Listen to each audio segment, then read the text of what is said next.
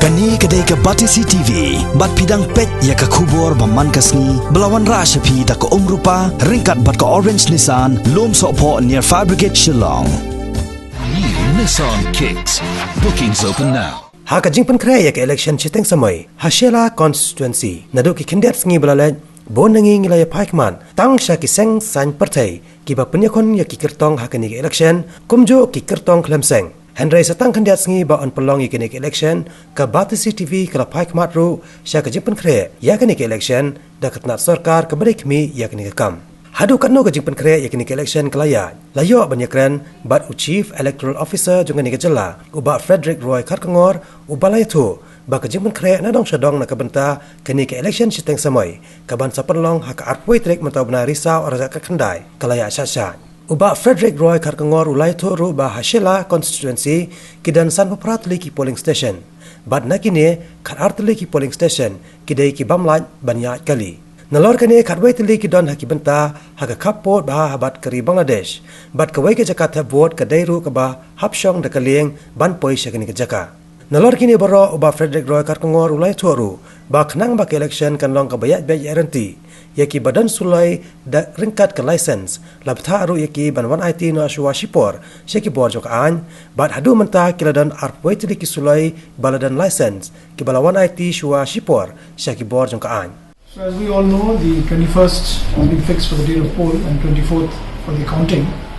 So preparations are in full swing, and now we have only a week left for the actual polls. So one company of CAPF is already there, has already been earmarked, has already been deployed at the Shella constituency. Apart from that, state police are also there. We also have in place what are known as SSTs, or the static surveillance teams, and we also have the flying squads. So all these teams are in position at all the different parts of the constituency, and one general observer and one expenditure observer have also been deployed by Election Commission, and they're already at the Shella constituency. So we have one general observer and one expenditure observer. With regard to the trainings of the poll personnel, almost 300 plus polling personnel have been trained, have been undergoing training over the past period ever since the elections have been announced. And the final round of trainings will take place in the forthcoming week.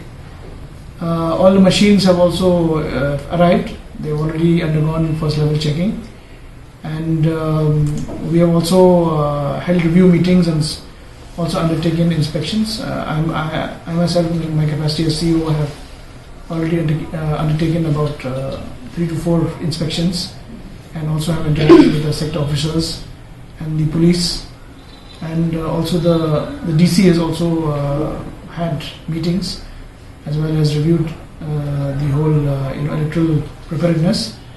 I think apart from the rains and the monsoon, we feel that all preparations are in place, and of course we have 11 vulnerable locations along the international border and areas where they have mixed population. So those areas are also being closely monitored, and all the logistic requirements are also being looked into. And of course this time we are pitching it as the first green election of the state, which I will be discussing in the course of this interview. 58 polling stations. So one EVM consists of control unit, ballot unit, and the VVPAT. So there will be 58 sets on poll day, and there will be reserves as well that will be there in case there is a machine malfunction. So in those polling stations where they are non-motorable, sector officers, the zone officers will be carrying extra machines so that there is quick replacement in case there is any malfunction. And of course, as you know, in some areas there are some connectivity issues. Some of the polling stations are non-motorable. So about 6 polling stations, the polling parties will be moving 2 days before the poll. So for this also we have already received the ECI approval, and we've also held meetings with the BSNL and all the other mobile service providers to ensure that there is connectivity, and wherever there is no connectivity, then of course we will use runners, and also the police VHF sets.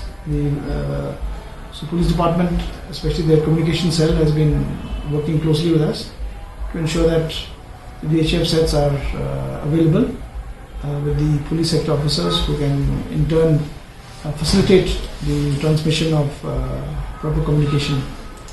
So I'm happy to share with you that in line with the several initiatives which have been undertaken all over the country to remove plastics and to go for eco-friendly alternatives, we thought that why not we use Shella as the first elections whereby we adopt some eco-friendly initiatives.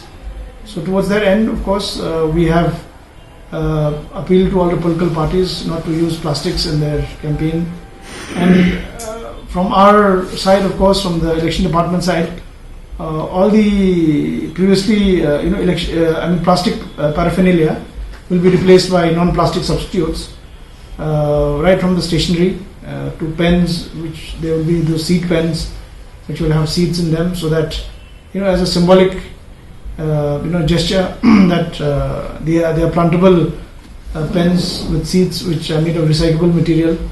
Then other election material which used to be made of plastic, like the indelible ink container and all those things, we made from earthen material.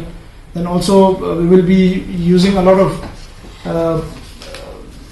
cane and bamboo local products. So we'll be trying to eschew plastic totally. Last week there was a training of poll volunteers also. As we saw in the last parliamentary elections, the poll volunteers were used very successfully for accessible elections to guide and to escort the people with disability. So this time we are also trained the poll volunteers on the concept of green election, to encourage and to motivate voters as well as everyone concerned with elections to spread the message about green elections, because we are advising them that while they go and exercise their franchise, they should also elect eco-friendly polling stations, and those first 5 early voter medals that we used to give in every election, those also will be there, but this time it will be the first green medals, for the first 5 early voters. And then of course there will be we'll encourage planting of some trees, at least in all these polling stations which they go. So basically these are small ways in which we are trying to amplify the message of eco-friendly measures. And there are also those model polling stations which you used to have in the past. We will highlight the eco-friendly initiatives of those green polling stations. So this actually is the first time that in the state that we are going for green elections. So we hope this becomes something regular in the future elections, that these kind of eco-friendly measures will also be followed in the future as well. So we are joining hands basically with this larger movement, with a larger initiative to avoid plastics, to go for eco-friendly measures.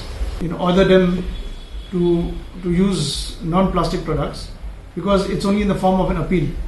So the appeal has gone from the election commission, from the highest echelons, from the CEC himself and the election commissioners, that we should make efforts towards this. While we can make it into an article of faith for our own department, at least the materials that our polling parties use, that our election machinery uses, we will try to avoid plastic. With regard to political parties, we can only make an appeal. We have officially forwarded that appeal to all the political parties. There are some who have honored that appeal and have started to reduce the use of plastic. There are others, meanwhile, who continue to use. So we cannot. It's not a model code of conduct. We cannot enforce it. We can only appeal to the goodwill.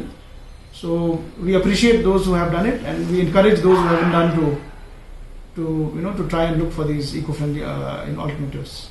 Actually, as you know, there were those complaints, model code of violation against the health department when one minister had inaugurated a health center. But we have got the reply, and the reply was satisfactory because they were of the view that it was only restricted to Shella. They don't cover the entire district, so they have already given us their explanation. And apart from that, there was one case where one MLA had promised distribution of some grant in a school. So that also the DC has issued a show cause notice and reply has been received. And these are the two major cases. Other model code of violations, we have not really received any other model code of violation cases. Seizures, cash seizures, we have not received any report yet of any cash seizure. But we have made a lot of, our teams have made some liquor seizures amounting to close to 40,000 rupees, comprising of various categories of liquor, including both beer as well as alcohol. So seizures of amounting to 40,000 rupees have been made so far. 40? About 40,000, close to 40,000, less than 40,000, but close to 40,000. And of course, arms licenses, about 21 arms licenses have been deposited. And then also there are some people who have who are under watch, troublemongers, known troublemakers. They have been identified and they are under watch. So these are some of the measures that have been in place. Apart from that, as I mentioned, the surveillance teams, the flying squads, they are in place. The videography teams are in place. Whenever there is any public meeting, especially of prominent people, they are being covered.